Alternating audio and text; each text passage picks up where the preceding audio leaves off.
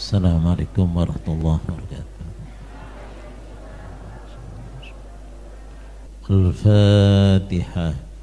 A'udzu billahi minasy syaithanir rajim. Bismillahirrahmanirrahim. Alhamdulillahi rabbil alamin. Ar-Rahmanir Rahim. Maliki yaumiddin. إياك نعبد وإياك نستعين اهدنا الصراط المستقيم صراط الذين أنعمت عليهم غير المغضوب عليهم ولا الضالين. Ini perlu diketahui setelah seorang mendapatkan kepercayaan, memperoleh penghormatan, memperoleh kebahagiaan. Ini biasanya orang yang peroleh kenikmatan, kebahagiaan tidak lepas dari orang yang iri, tidak lepas dari orang yang dengki. Ya. Seperti apa yang disampaikan, kullu dzi ni'matin maksud. Semua orang yang memperoleh kenikmatan, yang mempunyai kenikmatan itu diiri. Ya. Jadi karenanya setelah berbicara bahwa untuk memperoleh kepercayaan kita mesti meninggalkan dusta, khianat, kemudian egois dan sebagainya. Perlu diketahui nanti apabila sudah memperoleh kenikmatan, ya, ada penyakit dari luar. Ada orang iri, ada orang dengki, ada orang hasud, ya, dan lain sebagainya. Nah, namun perlu diketahui bahwa orang yang dengki dan iri itu orang yang berjiwa kecil, bukan berjiwa besar. Kalau orang berjiwa besar, kenapa kita ngiri berhasilan orang lain? Kalau kita ingin berhasil seperti orang-orang yang berhasil, kita ikuti jejaknya, ya. Itu namanya orang berjiwa besar. Si A sukses, saya juga ingin sukses, sama-sama manusia. Ngapain si A kok bisa sukses, saya tidak bisa sukses? Nah, ini tidak usah kita lalu mendengki kepada orang yang sukses, tinggal ikuti jejaknya, ya.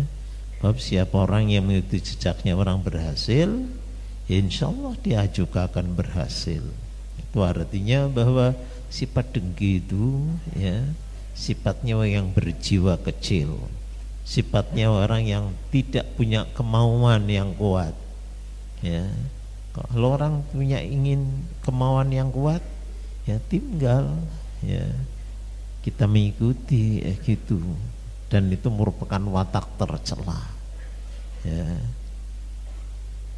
Wataknya orang-orang yang jelek, ya, suka ngiri, ya, suka dengki, nantinya sampai pada memfitnah. Itu artinya orang besar dan orang yang menjauhi diri dari sifat tercela, maka jarak antara dia dengan jarak sifat tercela ini, yaitu sifat hasud, sangat jauh. Karenanya ungkapan yang sangat terkenal, al-hasud la yasud, pendengki tidak akan bisa menguasai.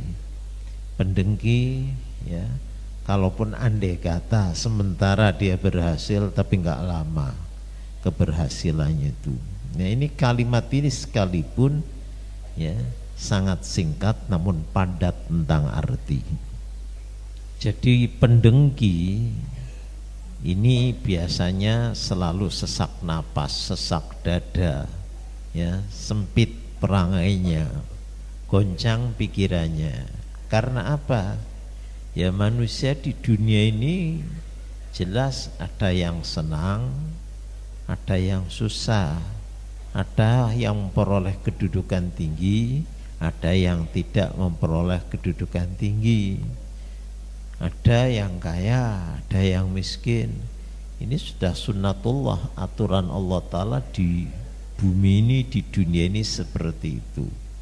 Pendengki itu seolah-olah tidak boleh melihat ada orang lain senang, ya. Tidak boleh ada orang lain punya kedudukan. Nah, padahal itu mesti ada. Nah kalau mas saja ada orang punya kedudukan, dia ngiri, dia dengki. Kalau demikian hidupnya kacau terus, ya. Hidupnya akan goncang terus, ya. Kata orang Jawa, ya, wong sing pendengki ku ya paling kok mati ke aku.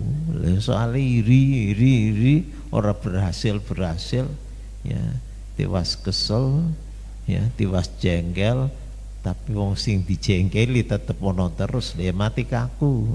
Ini orang-orang pendengki gitu. Bapak orang seneng, orang bahagia, orang berhasil itu selalu ada di dunia. Lah pendengki itu tidak senang kalau ada orang berhasil, tidak senang kalau ada orang kaya, tidak senang kalau ada orang yang memperoleh kedudukan. Dia ngiringin merebutnya.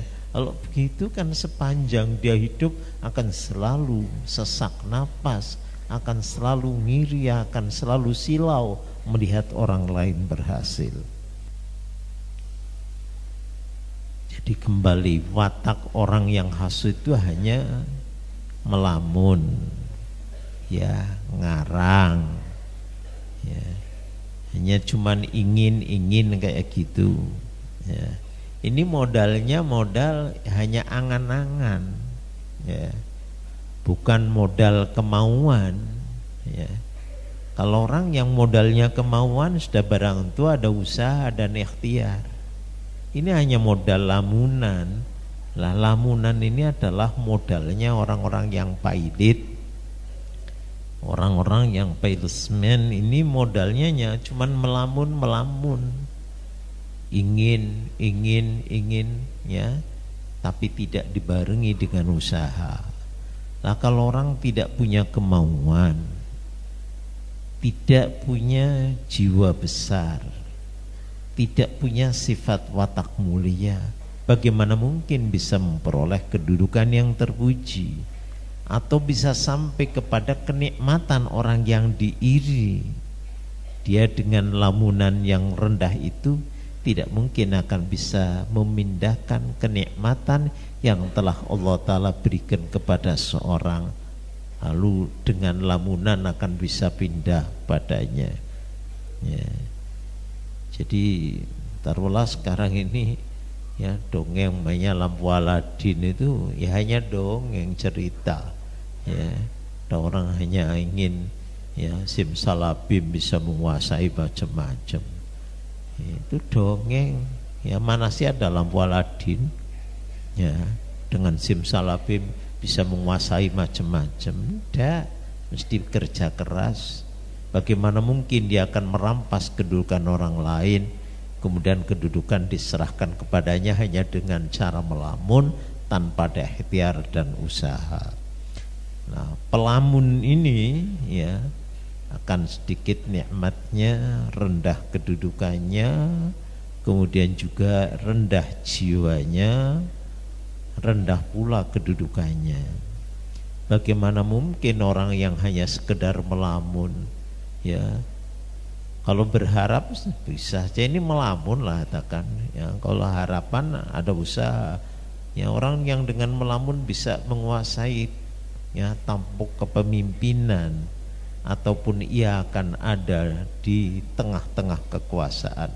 Tidak mungkin, demi Tuhan Ka'bah, kata pengarang, demi Allah tidak mungkin orang hanya dengan sekedar lamunan dapat menguasai, ya. Jadi istilah ngarep-ngarep ndok blorok ya ora mungkin no, jadi wong Jawa mung sekedar ngarep-ngarep ndok blorok ya. Ini untuk membedakan orang yang berjiwa kecil dan berjiwa besar. Kalau al-hasud itu berjiwa kecil, ya, kemudian sesak nafsu, beda dengan orang yang berjiwa besar.